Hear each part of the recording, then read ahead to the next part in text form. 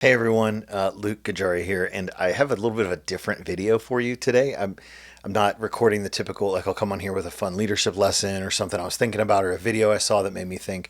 This one is a little more self-reflecting, off the cuff. I haven't fully, I'm sort of thinking out loud in some of this, and it's very pointed to a specific group of people. See, my wife and I were youth pastors at a church in Abilene from 2017, barely 2017, December to 2022. So almost 5 years.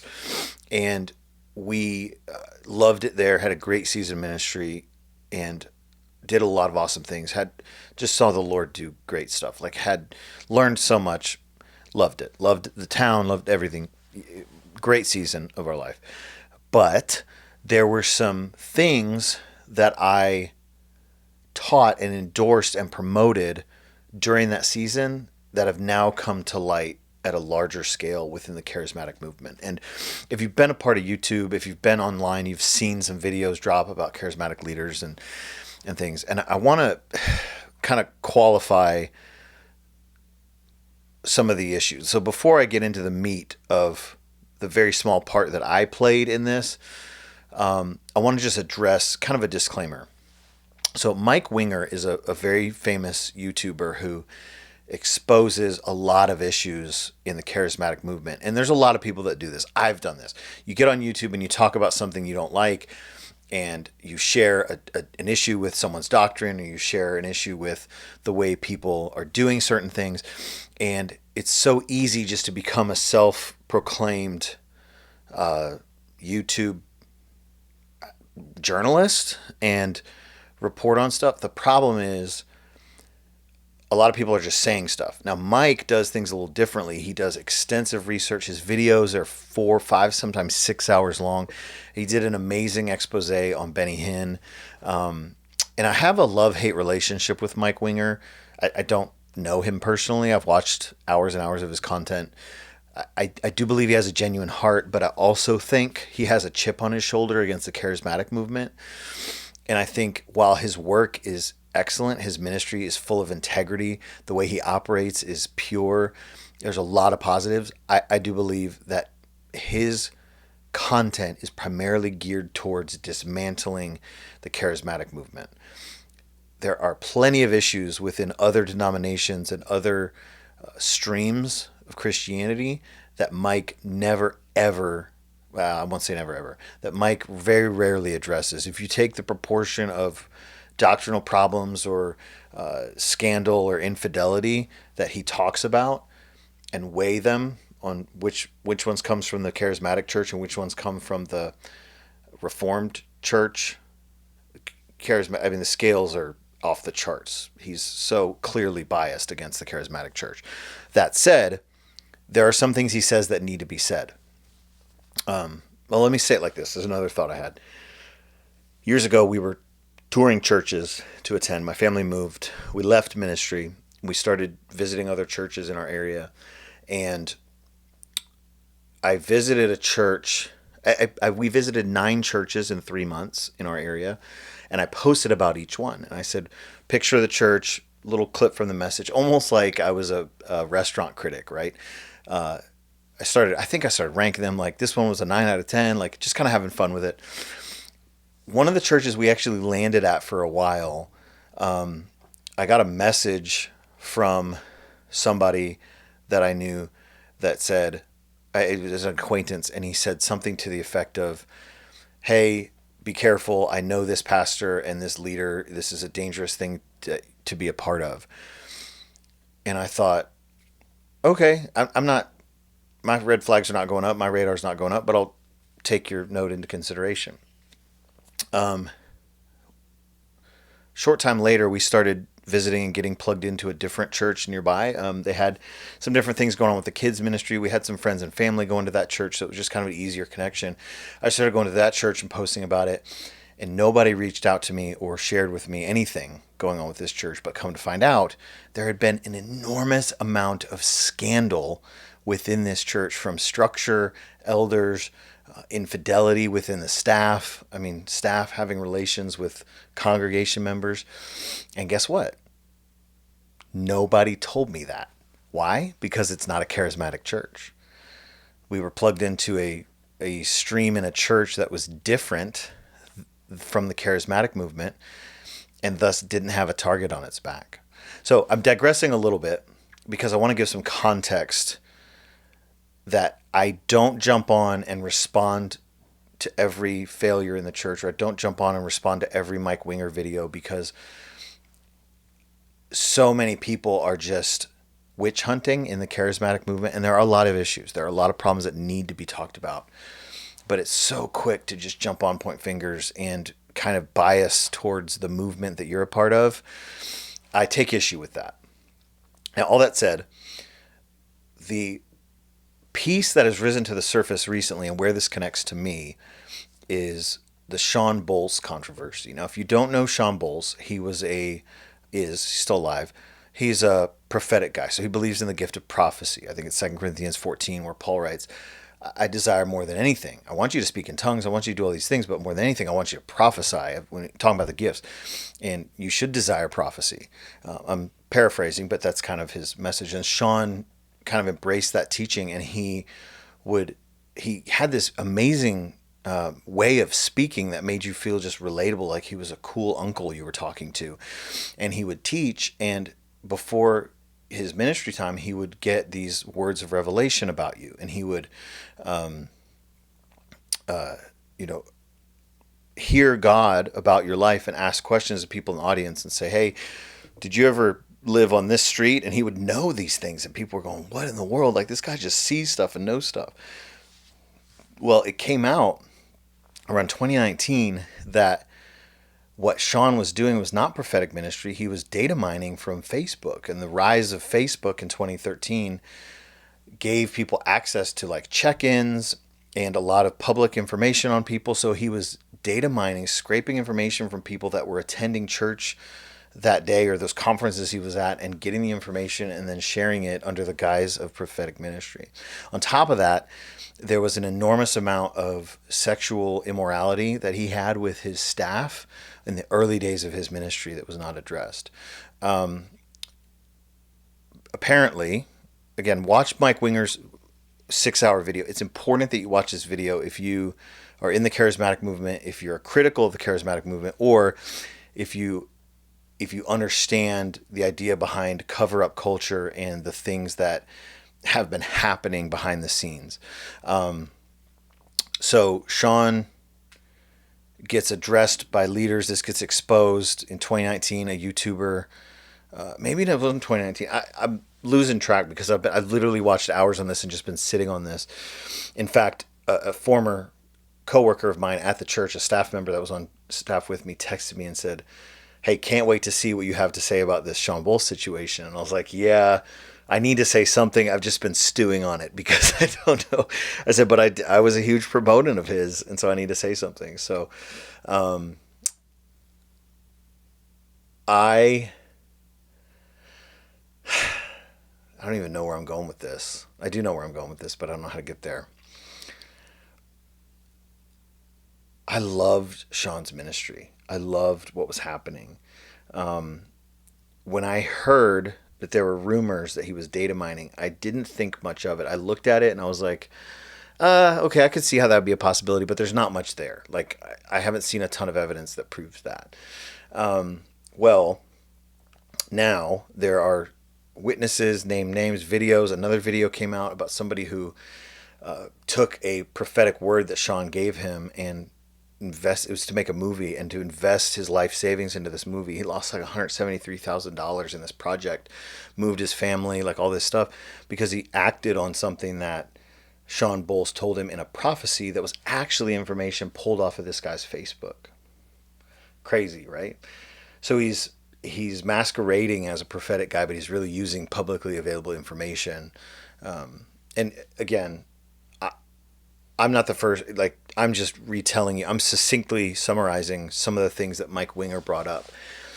And he brought receipts. He's eyewitness testimony. This is not just a random YouTuber who is upset with the charismatic movement and wants to make a video. I do think he has a chip on his shoulder against charismatics, but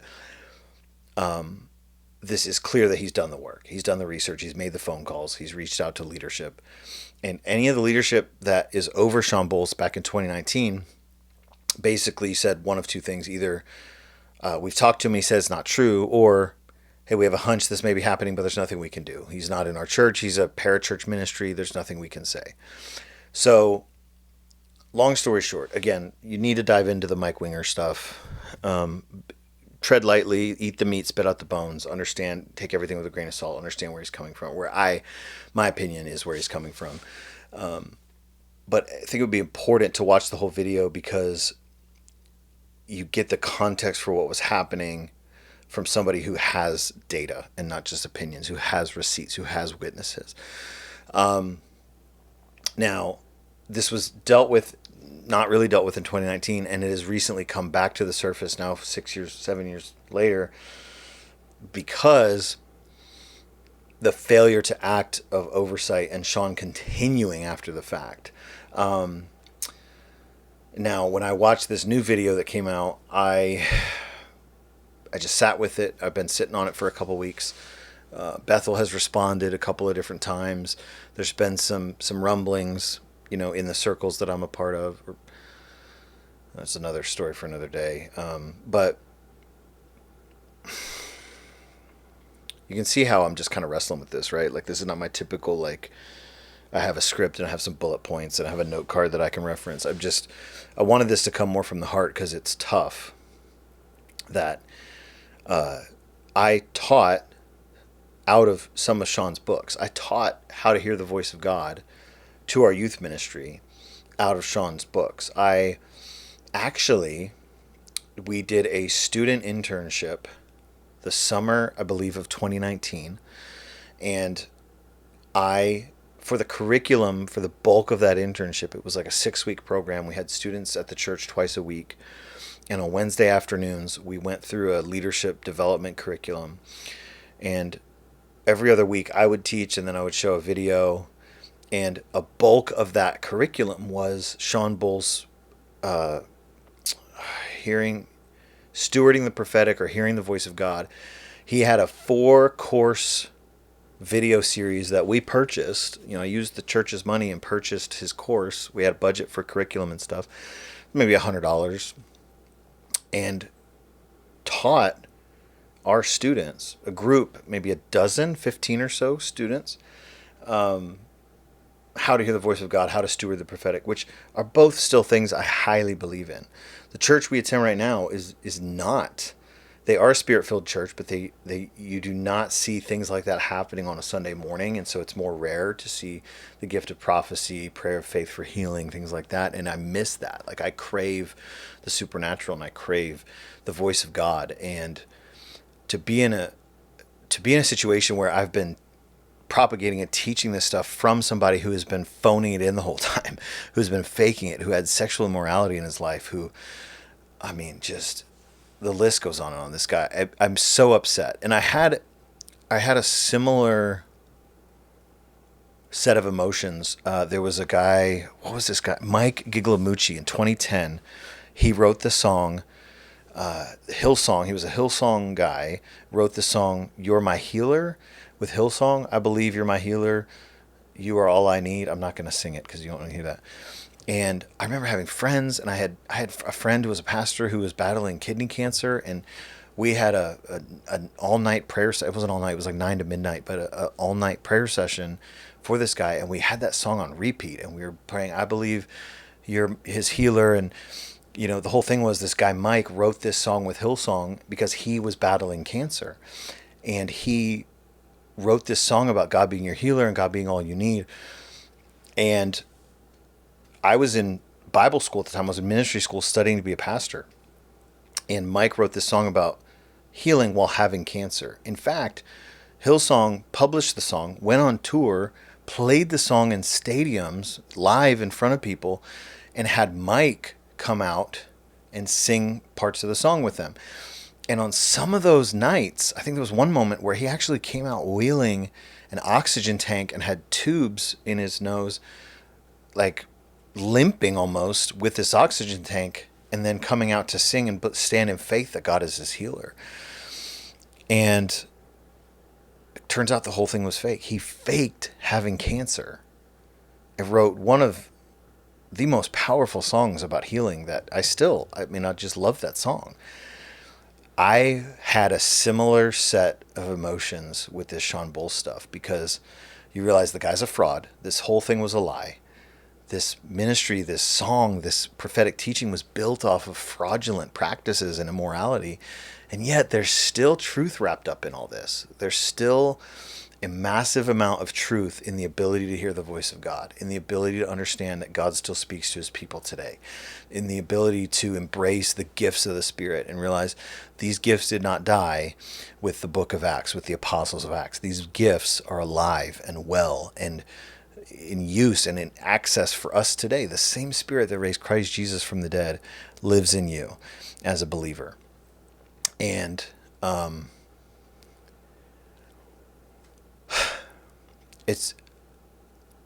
it's hard because people make mistakes and people fall and people fail.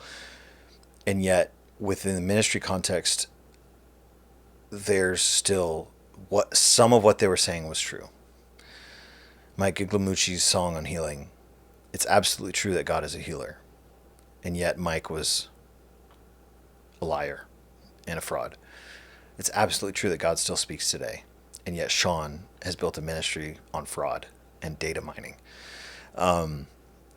So I wanted to just kind of, again, get on here. I got more rambly than I wanted to, but I wanted to just get on here and share about my participation, my love of Sean Bolz. I had posted on social media about his books. I had posted on about his videos, his ministry. I think I sent the course to other youth pastors to, hey, buy this course, take your students through it. I've done podcast episodes about it. There was a season where I was hyper focused on prophetic ministry and learning more. And it's always a desire of mine, but there was a couple years where I was just zoomed in on this. And I gave his book out to people, and it's frustrating. And I know no one watching this likely is pointing the finger. I trusted you, and I watched that Sean Bolz teaching, and now it's all falling apart. I'm walking away from God, and I'm deconstructing my faith. I don't get the sense that that's happening. It's possible, but more so the point of this is just to say, I missed it on that stuff. And I recognize that, and I wish I would have addressed it in 2019 when some of this stuff first started bubbling to the surface. Instead, I still propagated his stuff, but I'm not super grieved over this. It's more of I am upset about it. I'm not beating myself up too much, so I hope you don't get the sense that I'm like whipping myself with a rod after this for teaching from Sean Bolz. I didn't know. Nobody knew. But I was involved. I was propagated this fraudster. I have resisted going down several rabbit holes here because I just have so much to say. Like, Joshua Harris wrote a book, I Kissed Dating Goodbye, and later recanted the whole thing. Yet that book, when I was a teenager, changed my life and changed how I frame purity and holiness and seeking God in my dating relationships. Is it all great? No, but it's just complicated. It's tough. So I'm saying all this to just kind of own up, like, hey, I don't remember everybody that was in our youth ministry 6-7 years ago. I wish that I could just personally reach out to everybody and apologize that was in that class. I don't have access to my old emails. Even the course, like all his website resources are gone and stuff. So I have no way of looking up who enrolled in that we, had a part of. So it's tough because I'm here making a video kind of just speaking out to everybody, but at the same time, just apologizing. I'm sorry. I shouldn't have promoted Sean. We didn't know. We know now. And so I'm letting you know as soon as I know that I missed it on some things. And I hope that we all can discern the things that we study and the things that we teach. And even, again, like Mike Winger's a great resource, but he has shortcomings too. He has issues too. He has things that he is clearly biased about. And so the moment you latch on to any one leader or any one stream of teachings, is the moment things can go sideways for you. I don't care the denomination or the movement. If you're more attached to one leader or one stream than you are to the Holy Spirit, to Jesus, to God, if you're not anchored in that, doesn't matter the stream, doesn't matter the theology, the doctrinal bent. If you're so reliant on a man more than Jesus, then there's an issue. And I never I never had that with Sean Bolz. I never had that relationship with Sean Bolz. I just passed on his teachings and propagated a lot of what he said. But I think this is a cautionary thing of like, hey, let's not be caught up in institutions, movements, streams. Let's be caught up in following one man, Jesus Christ and Him crucified. So it's been a couple of weeks for me of just kind of stewing in this and even questioning should I even say anything. But I think the fact that I taught his material, led students through his curriculum, references books from the pulpit and on social media is enough to say like, yeah, I was a part of this in a small way. So I'm sorry, and I think it's a good gut check for me, hopefully for you if you teach or lead or disciple people in any capacity. And you can tell this is just straight from the heart. This is not something I pre-planned and have a manufactured statement. I wasn't involved to the magnitude that it would warrant that anyway, but just kind of my raw real time processing with you on all this. So hope it was helpful. I know I got kind of long, but hopefully something out of this makes sense and connects with you. Thanks.